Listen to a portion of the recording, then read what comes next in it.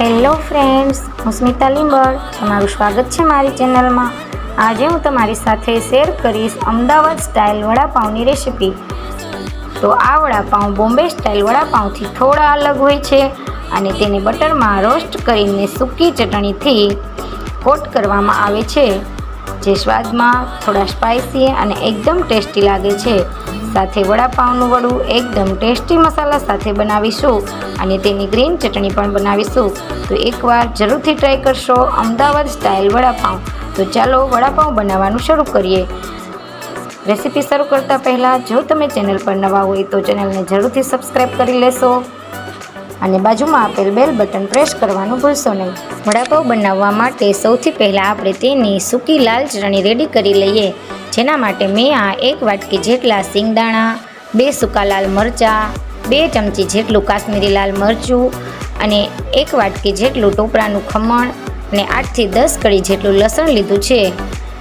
હવે આપણે એક નોનસ્ટિક પેનમાં થોડું એવું તેલ એડ કરીશું. ત્યારબાદ મરચાંને આ રીતે ગેસની મીડિયમ ફ્લેમ પર રોસ્ટ કરી લઈશું.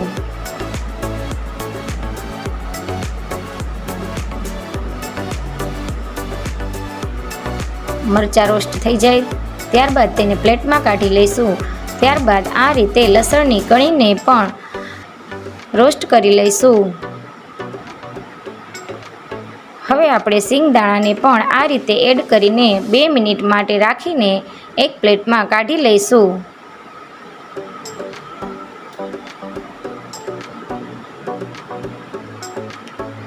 મેં સિંગનો ઉપયોગ કર્યો છે, તમે મગફળીના બીનો પણ ઉપયોગ કરી શકો છો. મગફળીના બીને શેકીને ત્યારબાદ તેના ફોતરા ઉતારીને પણ તમે તેનો યુઝ કરી શકો છો. ત્યારબાદ આપણે ટોપરાના ખમણને આ રીતે કઢાઈમાં એડ કરીને થોડીવાર માટે રોસ્ટ કરી લેવાનું. હવે આ બધું એક પ્લેટમાં કાઢી લેવાનું. ત્યારબાદ આપણે મિક્સર જારમાં બધું એડ કરીશું.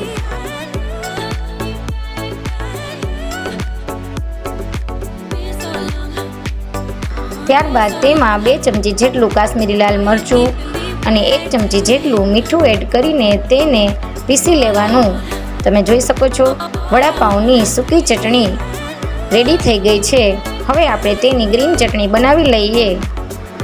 જેના માટે આટલી વસ્તુની જરૂર પડશે: 8 થી 10 નંગ જેટલા મરચાંના ટુકડા, ત્યારબાદ 1 ઇંચ જેટલો આદુનો ટુકડો, થોડા લીલા ધાણા, થોડા ફુદીનાના પાન અને 1 નાની વાટકી જેટલા મગફળીના બી એડ કરીશું.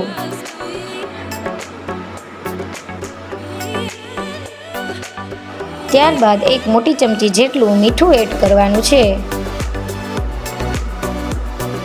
હવે આપણે 1 લીંબુનો રસ એડ કરીશું.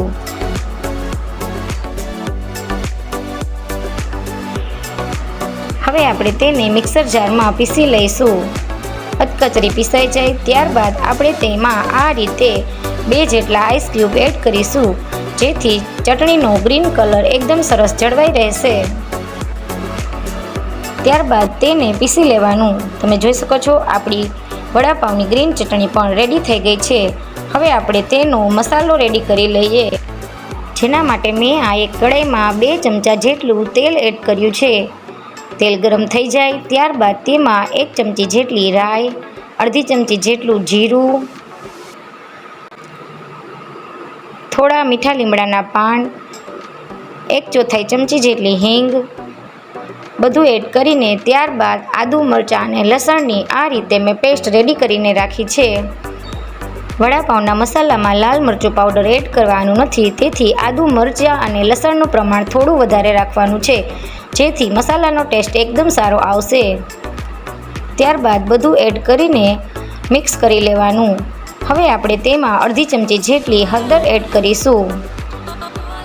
1 ચમચી જેટલું મીઠું એડ કરીશું.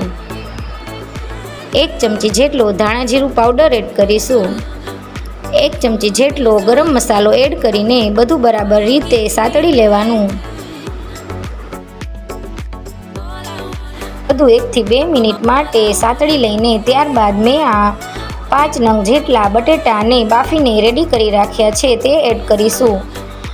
ત્યારબાદ બધું બરાબર રીતે મિક્સ કરી લેવાનું. તમે જોઈ શકો છો આપણો વડાનો મસાલો એકદમ સરસ રેડી થઈ ગયો છે. હવે આપણે તેમાં ઉપરથી થોડા લીલા ધાણા એડ કરીશું અને 1 લીંબુનો રસ એડ કરીશું. તો રેડી છે આપણા વડાનો મસાલો. હવે આપણે મસાલાને 5 થી 10 મિનિટ માટે ઠંડો થવા દઈશું. હવે આપણે તેના આ રીતે એક સરખા બોલ્સ બનાવી લઈશું. તો મેં આ રીતે બધા બોલ્સ રેડી કરી લીધા છે. હવે આપણે વડાપાવના વડા બનાવવા માટે બેટરને રેડી કરી લઈએ. બેટરને રેડી કરવા માટે મેં આ એક મોટા બાઉલમાં 2 કપ જેટલો ચણાનો લોટ લીધો છે. ત્યારબાદ તેમાં 1 ચમચી જેટલું મીઠું એડ કર્યું છે. ત્યારબાદ તેમાં અડધી ચમચી જેટલી હળદર, 1/4 ચમચી જેટલી હિંગ ને 2 ચમચી જેટલું તેલ એડ કરીશું. ત્યારબાદ થોડું પાણી એડ કરતા જઈશું અને બેટરને રેડી કરી લઈશું. બેટરને એક જ ડાયરેક્શનમાં આ રીતે હલાવતા રહીશું અને ગાંઠા ન રહે તે રીતે બેટર રેડી કરી લઈશું.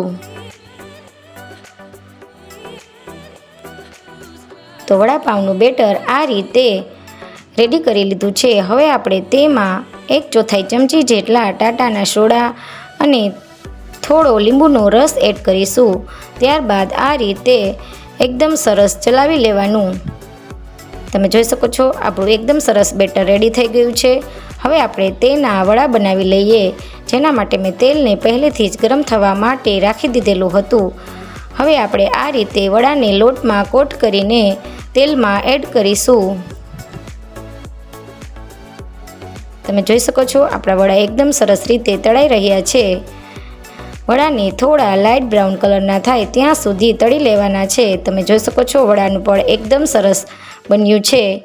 મેં આ રીતે બધા વડાને રેડી કરી લીધા છે. હવે એ જ તેલમાં આ રીતે આપણે મરચી તળી લઈશું. હવે આપણે જે બેટર રેડી કર્યું છે તેમાં થોડું પાણી એડ કરીને આ રીતે તેની બૂંદી પાડી લેવાની છે. તમે જારાની મદદથી બૂંદી પણ પાડી શકો છો. મેં આ રીતે બેટરને ફેલાવીને તેનું આ રીતે બૂંદી રેડી કરી છે. આ બૂંદીનો વડાપાઉં સાથે ટેસ્ટ ખૂબ જ સારો આવે છે. બૂંદી લાઇટ બ્રાઉન કલરની થાય ત્યાં સુધી તળી લેવાની છે અને એકદમ ક્રિસ્પી કરવાની છે, જેથી વડાપાઉં સાથે તેનો ટેસ્ટ ખૂબ જ સારો લાગે છે. હવે તેને એક પ્લેટમાં કાઢી લઈશું. ત્યારબાદ આપણે બધું રેડી થઈ ગયું છે. હવે આપણે વડાપાઉં બનાવીશું. જેના માટે મેં આ એક નોનસ્ટિક પેનમાં 1 ચમચી જેટલું તેલ એડ કર્યું છે અને 1 ક્યુબ જેટલું બટર એડ કર્યું છે.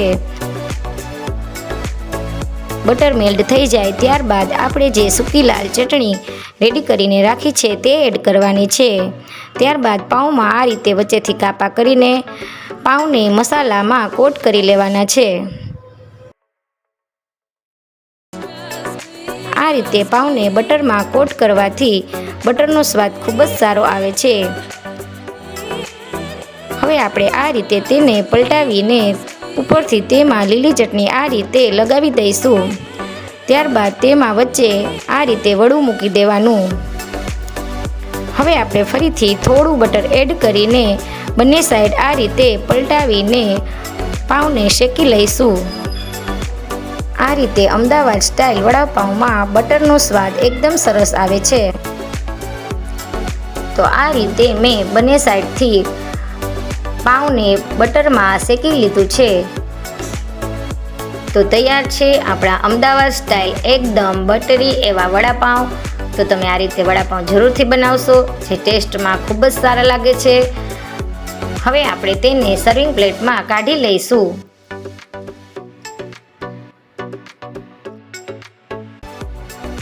જેને મેં મીઠી ચટણી, લીલી ચટણી, બુંદી અને મરચાં સાથે સર્વ કર્યા છે. તો તમે આ રીતે વડાપાઉં જરૂરથી ટ્રાય કરશો, જે ટેસ્ટમાં ખૂબ જ સરસ બને છે. અને જો રેસીપી સારી લાગે તો મારી ચેનલને લાઇક, શેર અને સબસ્ક્રાઈબ કરવાનું ભૂલશો નહીં. Thanks for watching. મળીએ નેક્સ્ટ વિડીયોમાં.